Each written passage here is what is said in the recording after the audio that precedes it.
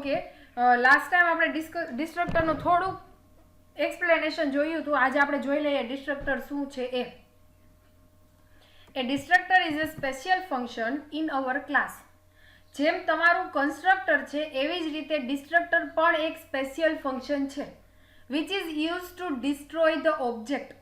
ડિસ્ટ્રક્ટરની મદદથી ડિસ્ટ્રક્ટરનું main goal શું છે તો કે ડિસ્ટ્રક્ટરની મદદથી તમે તમારા ઓબ્જેક્ટને ડિસ્ટ્રોય કરી શકો. જેમ કન્સ્ટ્રક્ટર છે એ કન્સ્ટ્રક્ટર તમારા ક્લાસના ઓબ્જેક્ટનું ઇનિશિયલાઇઝેશન કરે છે, એવી જ રીતે ડિસ્ટ્રક્ટર છે એ તમારા ક્લાસના ઓબ્જેક્ટ છે એને ડિસ્ટ્રોય કરવાનું કામ કરે છે. તમારું જેમ કન્સ્ટ્રક્ટર છે એવી રીતે ડિસ્ટ્રક્ટરમાં ક્લાસનું નામ અને તમારા ડિસ્ટ્રક્ટરનું નામ સરખું હશે. પણ ડિસ્ટ્રક્ટર કયો છે, કન્સ્ટ્રક્ટર કયો છે એ તમારે બેયને ડિફરન્ટ રાખવો હોય તો તમારા ડિસ્ટ્રક્ટરની આગળ ટિલ્ડની સાઇન આવશે. એટલે જે ક્લાસનું નામ અને ફંક્શનનું નામ સરખું હોય અને જે ફંક્શનની આગળ ટિલ્ડની સાઇન હોય એટલે એ તમારું ડિસ્ટ્રક્ટર થઈ જશે. જેમ કન્સ્ટ્રક્ટરમાં તમારે રિટર્ન ટાઈપ નથી એવી રીતે ડિસ્ટ્રક્ટરમાં પણ રિટર્ન વેલ્યુ નથી, પણ ડિસ્ટ્રક્ટરમાં આર્ગ્યુમેન્ટ પણ હશે નહીં. ડિસ્ટ્રક્ટર ફંક્શનમાં આર્ગ્યુમેન્ટ નહીં હોય અને રિટર્ન વેલ્યુ પણ નહીં હોય. ઓકે, આપણે જોયું હતું in dynamic constructor new is use to allocate the memory. Similarly we can use delete for a free the memory. જેમ આપણે ડાયનેમિક કન્સ્ટ્રક્ટરમાં તમને યાદ હોય તો કાલે જ જોયું હતું કે ન્યૂની મદદથી આપણે નવી મેમરી અલોકેટ કરતા હતા મેમ્બર માટે. એવી જ રીતે ડિસ્ટ્રક્ટર શું કરે છે તો કે ડિલીટની મદદથી તમે મેમરીને ફ્રી કરી શકો. C++માં આજે આપણે જોયું હતું મેમરી મેનેજમેન્ટ ઓપરેટર ન્યૂ અને ડિલીટ.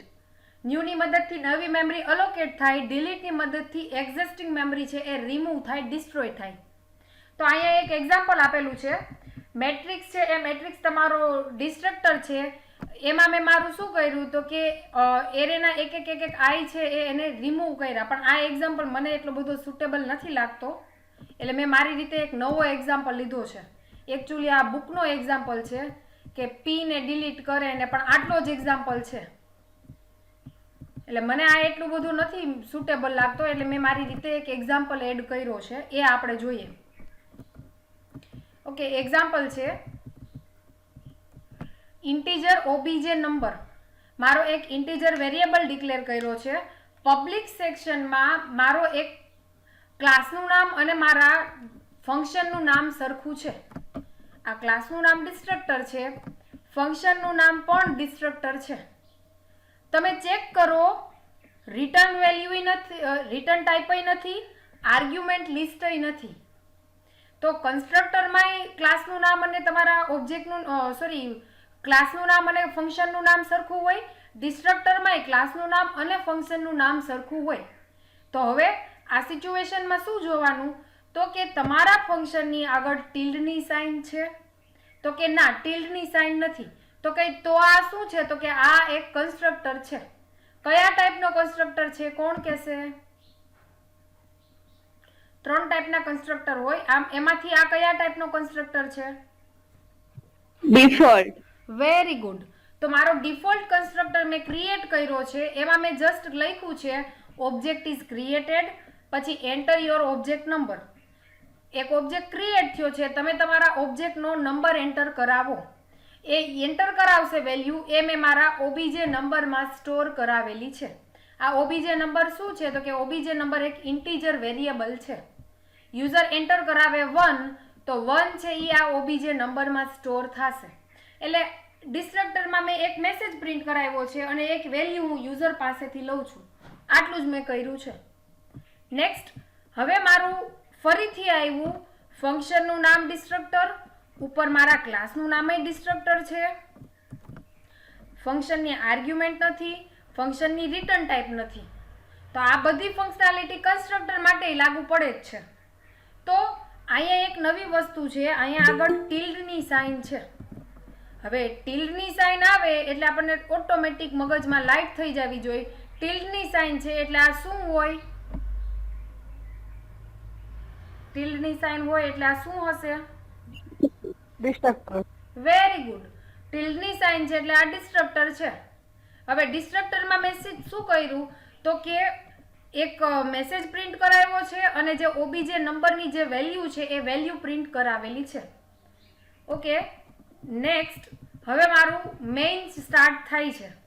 મેઇનમાં મેં એક મેસેજ પ્રિન્ટ કરાવ્યો છે, main program start. Main program start આ એક મેસેજ પ્રિન્ટ કરાવ્યો છે, એટલે તમને આઉટપુટમાં આવશે મેઇન પ્રોગ્રામ સ્ટાર્ટ. પછી શું છે તો કે જો ક્લાસનો ઓબ્જેક્ટ ક્રિએટ કર્યો છે, ક્લાસનું નામ ડિસ્ટ્રક્ટર છે, ઓબ્જેક્ટનું નામ D1 અને D2. અહીંયા મેં પેરામીટર પાસ નથી કર્યા અને મારો જસ્ટ ક્લાસનો ઓબ્જેક્ટ ક્રિએટ કર્યો છે. આ ટાઈમે કયો કન્સ્ટ્રક્ટર કોલ થશે?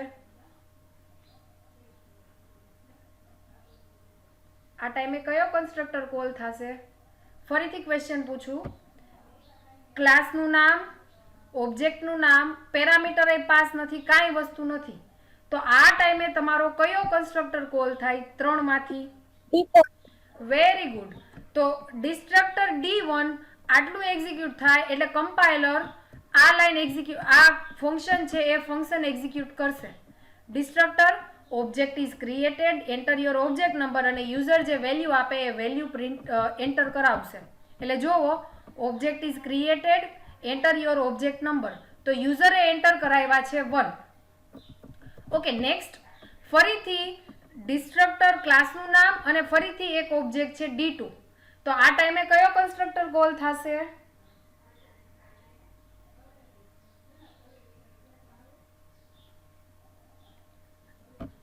D1 ટાઈમે કયો કન્સ્ટ્રક્ટર કોલ થયો તો? ડિફોલ્ટ. તો સેમ વસ્તુ D2 માટે પણ ડિફોલ્ટ કન્સ્ટ્રક્ટર કોલ થશે. ઓકે, ડિફોલ્ટ કન્સ્ટ્રક્ટર કોલ થયો, ફરીથી મેસેજ આવ્યો object is created, enter your object number, અને એ ઓબ્જેક્ટ નંબર છે એ ઓબીજે નંબરમાં સ્ટોર કરાવેલા છે. એટલે આઉટપુટ જોઈએ, object is created, enter your object number, અને એની અંદર આપ્યો છે મેસેજ એન્ટર વેલ્યુ કરી 2. એટલે તમારા પહેલા ઓબ્જેક્ટ માટે ઓબીજે નંબરની વેલ્યુ 1, બીજા ઓબ્જેક્ટ માટે ઓબીજે નંબરની વેલ્યુ 2. ઓકે, નેક્સ્ટ હવે છે ને કર્લી બ્રેકેટની અંદર મેં એક મેસેજ લખ્યો છે ઇનસાઇડ બ્લોક 1. ઇનસાઇડ બ્લોક 1 એટલે તમને આઉટપુટમાં આ મેસેજ પ્રિન્ટ થશે ઇનસાઇડ બ્લોક 1. હવે નેક્સ્ટ શું કરવાનું છે તો કે હવે મારો ફરીથી એક ઓબ્જેક્ટ ક્રિએટ કર્યો છે ડિસ્ટ્રક્ટર D3. તો આ ટાઈમે તમારો ડિફોલ્ટ કન્સ્ટ્રક્ટર કોલ થશે અને આ વસ્તુ છે object is created, enter your object number. હવે યુઝરે વેલ્યુ એન્ટર કરી 3. તો આ સેમ વસ્તુ તમને આઉટપુટ બતાવું. આ રહ્યું object is created, enter your object number, અને એમાં વેલ્યુ આપી છે 3. ઓકે, નેક્સ્ટ સ્ટેપ કેવું થશે તો કે આ કર્લી બ્રેકેટ સ્ટાર્ટ થયા, આ કર્લી બ્રેકેટ પૂરો થયો. એનો મતલબ એમ કે હવે કમ્પાઇલરને આ કર્લી બ્રેકેટની અંદર જવાનું નથી. આ બ્લોક છે એ બ્લોક પૂરો થઈ ગયો છે, તો આ બ્લોકની અંદર જેટલી મેમરી રોકાયેલી છે, જેટલા ઓબ્જેક્ટ ક્રિએટ કર્યા છે એને ડિસ્ટ્રોય કરી નાખો. તો તમે મને કોઈ કહેશો કે આમાં શું ડિસ્ટ્રોય થશે? આમાં કાંઈ ડિસ્ટ્રોય કરવા જેવું છે?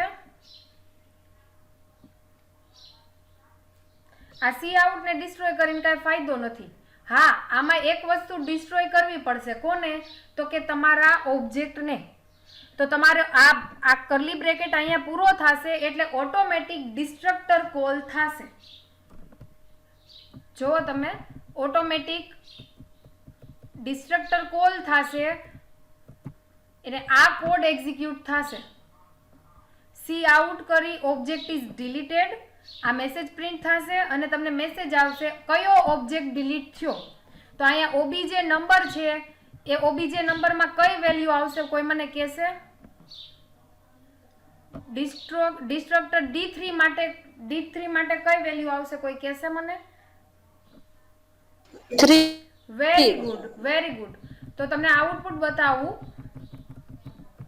ઓબ્જેક્ટ ઇઝ ડિલીટેડ અને પછી આવ્યો ઓબ્જેક્ટ નંબર 3. ત્રીજો ઓબ્જેક્ટ ડિલીટ થઈ ગયો. તમને એવું થાય કે ત્રીજો જ ઓબ્જેક્ટ શું કામ ડિલીટ થયો? તો કે આ ત્રીજો ઓબ્જેક્ટ છે એ આ બ્રેકેટની અંદર છે. આ સ્કોપ છે એ સ્કોપ અહીંયા પૂરો થઈ ગયો ત્રીજા ઓબ્જેક્ટનો. એટલે નેક્સ્ટ છે ફરીથી ઇનસાઇડ બ્લોક 3. એટલે તમને આઉટપુટમાં આ મેસેજ આવશે ઇનસાઇડ બ્લોક 3. ઓકે, નેક્સ્ટ શું છે તો કે ઇનસાઇડ બ્લોક 3 પછી મારો ફરીથી એક કન્સ્ટ્રક્ટર કોલ થયો છે D4. એટલે તમારો કન્સ્ટ્રક્ટરનો કોડ એક્ઝિક્યુટ થશે. Object is created, enter your object number અને ઓબ્જેક્ટ નંબરની વેલ્યુ. દાખલા તરીકે હું ઓબ્જેક્ટની વેલ્યુ આપું છું 4. એટલે તમને આવા ટાઈપનું આઉટપુટ મળશે. Object is created, enter your object number અને પછી એની વેલ્યુ.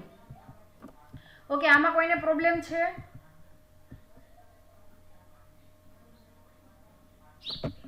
આ ચોથો ઓબ્જેક્ટ ક્રિએટ કર્યો એમાં કોઈને પ્રોબ્લેમ છે?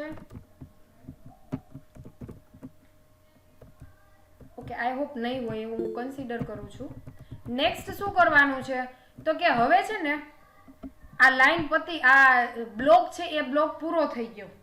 એનો મતલબ એમ કે મારે હવે આ જે બ્લોક છે એ બ્લોકની અંદરના બધા વેરિયેબલ છે કે કોઈ ઓબ્જેક્ટ છે એને ડિસ્ટ્રોય કરો. એટલે કમ્પાઇલર ઓટોમેટિક ડિસ્ટ્રક્ટર કોલ કરશે. કોની માટે તો કે D4 માટે કોલ કરશે. તો જુઓ, D4 માટે ફરીથી ડિસ્ટ્રક્ટર કોલ થશે. ઓબ્જેક્ટ ઇઝ ડિલીટેડ અને તમારા ઓબ્જેક્ટનો નંબર.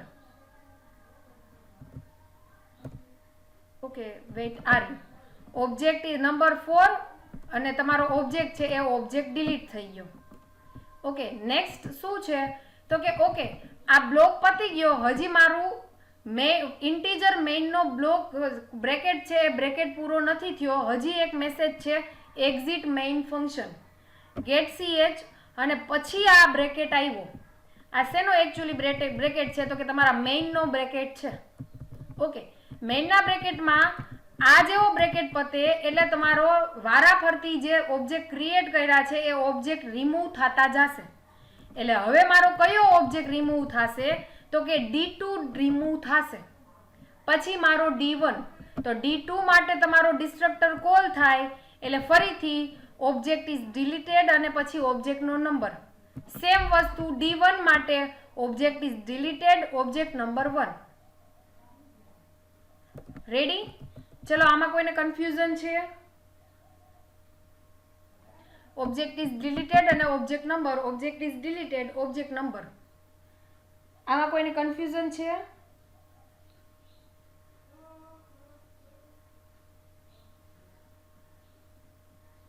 ઓકે, આઈ હોપ ડિસ્ટ્રક્ટરમાં હવે કોઈને કન્ફ્યુઝન નથી. કઈ રીતે કોલ થાય એમાં કોઈને પ્રોબ્લેમ છે? ડિસ્ટ્રક્ટર ઓટોમેટિક કોલ થઈ જશે. તમારો બ્લોક પતશે ને પછી તમારા આ જે બ્રેકેટ છે એ બ્રેકેટ પતી જાય, કર્લી બ્રેકેટ પૂરા થાય એટલે એના અંદરનો ઓબ્જેક્ટ રિમૂવ થઈ જવાનું ઓટોમેટિક થશે. તમારે ડિસ્ટ્રક્ટર કોલ કરાવવાની જરૂર નથી. ચલો, આ પોઈન્ટમાં પ્રોબ્લેમ છે? Yes or no?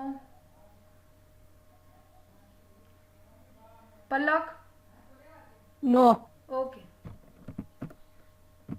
ઓકે, આપણું નવું યુનિટ છે, નવું ચેપ્ટર છે ઓપરેટર ઓવરલોડિંગ. સિલેબસ બતાવું ક્યાં આપણે પહોંચ્યા.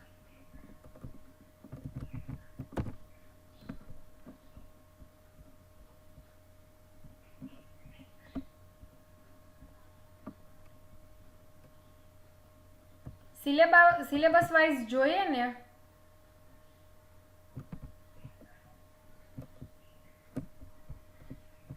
તો હવે આપણે ત્રીજું યુનિટ સ્ટાર્ટ કરીએ છીએ.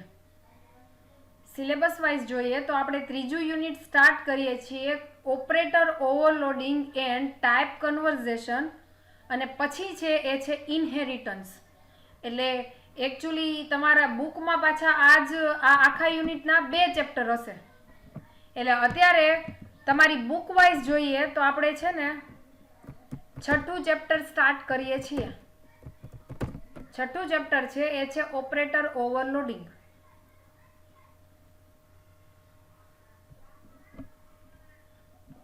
ચલો, ઓવરલોડિંગ શું છે?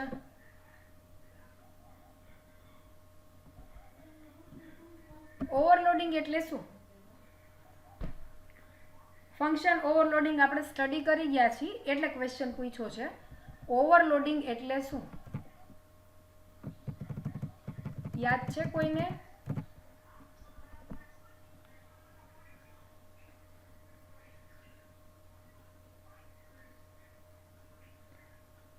બતાવું કન્સેપ્ટ પાછો.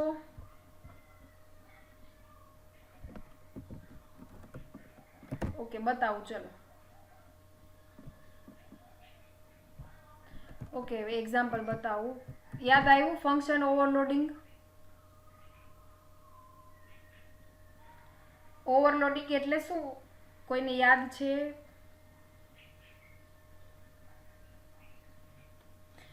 ફંક્શન ઓવરલોડિંગ એટલે હા ફંક્શનનું નામ એક સરખું રહે પણ આર્ગ્યુમેન્ટ લિસ્ટ એક કરતા વધુ.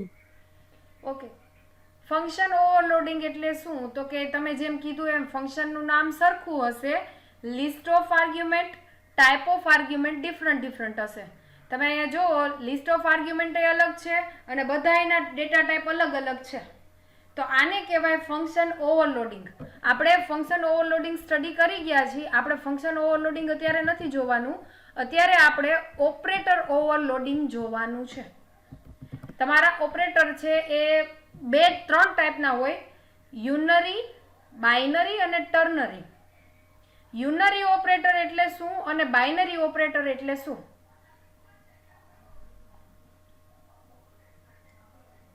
યુનરી ઓપરેટર એટલે શું? બાઇનરી ઓપરેટર એટલે શું?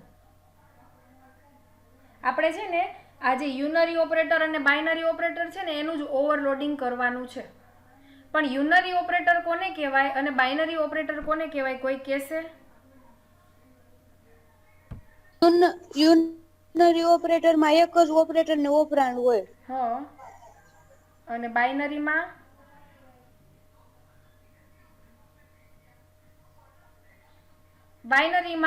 એક ઓપરેટર અને 2 operand. Okay C++ provide the facility to use operator with user defined data type just like a basic data type. C++ language છે ને એવી ફેસિલિટી આપે છે કે તમે છે ને ઓપરેટરને જેમ તમારી user defined data basic data type સાથે યુઝ કરો છો એવી જ રીતે તમે તમારી યુઝર ડિફાઇન્ડ ડેટા ટાઈપ સાથે પણ આ ઓપરેટરનો યુઝ કરી શકો. આવી ફેસિલિટી આપે છે. C++ provide the special meaning to a operator.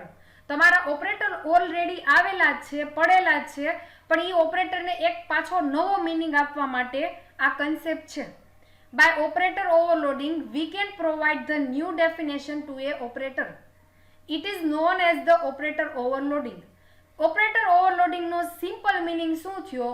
તો કે C++ છે ને કેવી ફેસિલિટી આપે છે કે જેમ તમે બેઝિક ડેટા ટાઈપ છે, ઇન્ટીજર, ફ્લોટ ને કેરેક્ટર ને એ બધી એ બેઝિક ડેટા ટાઈપ સાથે તમે ઓપરેટર યુઝ કરો છો, પ્લસ છે, માઇનસ છે, એ બધા એ બેઝિક ડેટા ટાઈપ સાથે જેમ ઓપરેટર યુઝ કરો છો ને એવી જ રીતે તમે તમારી યુઝર ડિફાઇન્ડ ડેટા ટાઈપ સાથે પણ ઓપરેટરનો યુઝ કરો. એનાથી શું થશે? તો કે એક્ઝિસ્ટિંગ ઓપરેટરનો મિનિંગ છે ને એ મિનિંગને તમે હજી એક નવો સ્પેશિયલ મિનિંગ આપો. તો આ જે ઓપરેટરને કંઈક નવો મિનિંગ આપવાની, નવી ડેફિનેશન આપવાનો જે કન્સેપ્ટ છે એ કન્સેપ્ટને કહેવાય operator overloading. Operator overloading is a technique to give special meaning to a operator. તમારો એક્ઝિસ્ટિંગ ઓપરેટર છે એ ઓપરેટરને કંઈક નવો મિનિંગ આપો. એક્ઝિસ્ટિંગ ઓપરેટરનું કામ છે એ કામને કરતાં એને કંઈક નવું કામ આપો, નવો મિનિંગ આપો. તો આ કન્સેપ્ટ છે, આ જે ટેકનિક છે એ ટેકનિકને કહેવાય ઓપરેટર ઓવરલોડિંગ. આ એની ડેફિનેશન છે ઇન કેસ એક્ઝામમાં પૂછાય તો. We can overload all C++ operator. C++ ના જેટલા ઓપરેટર છે ને એ બધાનું તમે ઓવરલોડિંગ કરી શકો. પણ નીચેના જે 4 ઓપરેટર છે એ 4 ઓપરેટરને તમે ક્યારેય ઓપરેટર ઓવરલોડિંગ કરવાનું નથી. C++ આને અલાઉ કરતું નથી કે આ ઓપરેટરનો તમારે મિનિંગ બદલાવા દેતું નથી. તો એ કયા ઓપરેટર છે? તો કે પહેલા છે class member access operator, dot અને star, scope resolution operator, size of operator અને લાસ્ટ છે એ છે કન્ડિશનલ ઓપરેટર. તો આ 4 એવા ઓપરેટર છે કે આનો તમે ક્યારેય ઓવરલોડિંગ કરી શકશો નહીં. આ 4નું ક્યારેય તમારે મિનિંગ ચેન્જ કરવા દેશે નહીં. C++ છે એ આ 4ને ઓવરલોડિંગ કરવા દેતું નથી, સપોર્ટ કરતું નથી. તો તમારા 2 માર્ક્સમાં પૂછાય છે ક્વેશ્ચન કે કયા ઓપરેટરનું ઓવરલોડિંગ પોસિબલ નથી. તો એમાં તમારે આ 4ના નામ લખવાના છે અને બ્રેકેટમાં આવા સિમ્બોલ લખવાના રહેશે. We can not change the precedence or associativity of operator by operator overloading. આ શું કહે છે? તમે ઓપરેટરને નવું નામ આપી દો, બરાબર છે, પણ તમે ઓપરેટરની જે ઓલી પ્રિસિડન્સ છે એ ચેન્જ ન કરી શકો. દાખલા તરીકે પહેલાં મલ્ટિપ્લિકેશન થાય, પછી એડિશન થાય. મલ્ટિપ્લિકેશન છે એની હાયર પ્રાયોરિટી છે કમ્પેર ટુ એડિશન. તો તમે આમાં ચેન્જીસ ન કરી શકો. તમે આ જે મિનિંગ છે એમાં તમે ચેન્જીસ ન કરી શકો. તમે એને નવું વસ્તુ આપો એ બરોબર છે. દાખલા તરીકે પ્લસ છે તો પ્લસનું તમે 2 નંબરનું એડિશન કરાવી શકો, અને એ પ્લસથી જ તમે 2 સ્ટ્રિંગનું કોન્કેટિનેશન કરાવી શકો. 2 સ્ટ્રિંગને કમ્બાઈન કરવી છે તો એ પ્લસથી થાય. તો પ્લસ છે એ 2 કામ કરે છે, 2 નંબરનું એડિશન કરે છે, 2 ફ્લોટ નંબરનું એડિશન કરે છે, સાથે સાથે 2 સ્ટ્રિંગને પણ કમ્બાઈન કરે છે, કોન્કેટ કરે છે. તો તમે તમારા ઓપરેટરને નવો મિનિંગ આપી શકો, પણ એની જે ઓલી પ્રાયોરિટી છે કે પહેલાં મલ્ટિપ્લિકેશન એક્ઝિક્યુટ થાય પછી જ એડિશન થાય, આ વસ્તુમાં તમે ચેન્જીસ કરી શકો નહીં. ઓકે, અહીંયા એક સિન્ટેક્સ છે કે કઈ રીતે થશે ઓપરેટર ઓવરલોડિંગ. તો કે ઓપરેટર ઓવરલોડિંગ માટે આ એક ફંક્શન આપ્યું છે, જોઈએ આપણે. રિટર્ન ટાઈપ, ઓપરેટર છે એ ઓપરેટર, અને પછી તમારો ઓપી, એટલે ઓપી એટલે તમારો ઓપરેટર, અને પછી તમારું argument. Argument 1, argument 2, argument 3, whatever, જેટલી આર્ગ્યુમેન્ટ પાસ કરવી હોય એટલી આર્ગ્યુમેન્ટ. તો આ એની સિમ્પલ એક સિન્ટેક્સ હતી. Okay, operator function is either member function of class. તમે ઓપરેટર આજે આ ફંક્શન છે ને એ ફંક્શન તમે 2 રીતે કરી શકશો. કાં તમે તમારું મેમ્બર ફંક્શન બનાવી દો ક્લાસનું તોય ચાલશે, અથવા તો તમે આ ફંક્શન છે એ ફંક્શનને as a friend function declare કરો. ફરીથી કહું, આ ઓપરેટરનું આ જે ફંક્શન છે ને એ ફંક્શન 2 રીતે પોસિબલ છે. પહેલું કઈ રીતે? તો કે જેમ તમે મેમ્બર ફંક્શન બનાવો છો ને, જેમ નોર્મલ ફંક્શન બનાવો છો ને એ રીતે કરશો તોય ચાલશે. બીજો કેસ કયો છે? તો કે આ ફંક્શનને એઝ એ ફ્રેન્ડ ફંક્શન બનાવો તોય ચાલશે. હવે જો એક રૂલ્સ જેવું છે, જો તમે તમારું આ ફંક્શન છે એને ફ્રેન્ડ ફંક્શન બનાવ્યું હશે, એ friend function has only 1 argument. જો તમે યુનરી ઓપરેટરનું ઓવરલોડિંગ કરતા હશો અને તમારું આ ફંક્શન છે એ ફ્રેન્ડ ફંક્શન હશે, તો તમારે એક જ આર્ગ્યુમેન્ટ પાસ કરવાની છે. પણ જો તમે આ ફંક્શન ફ્રેન્ડ ફંક્શન બનાવ્યું છે અને તમે બાઇનરી ઓપરેટર ઓવરલોડિંગ કરો છો, તો આર્ગ્યુમેન્ટ છે એ આર્ગ્યુમેન્ટમાં 2 આર્ગ્યુમેન્ટ પાસ કરવાની રહેશે. સેમ વસ્તુ મેમ્બર ફંક્શન છે અને જો યુનરી હશે, મેમ્બર ફંક્શન છે અને જો યુનરી ઓપરેટરનું ઓવરલોડિંગ કરતા હશો તો આર્ગ્યુમેન્ટ પાસ કરવાની નથી. પણ જો તમારું આ ફંક્શન છે એ મેમ્બર ફંક્શન છે અને તમે બાઇનરી ઓપરેટરનું ઓવરલોડિંગ કરતા હોય તો તમારે શું કરવાનું? તો કે 1 આર્ગ્યુમેન્ટ પાસ કરવાની રહેશે. આ પેરેગ્રાફ છે એમાં ખ્યાલ આવ્યો? આમાં કન્ફ્યુઝન છે?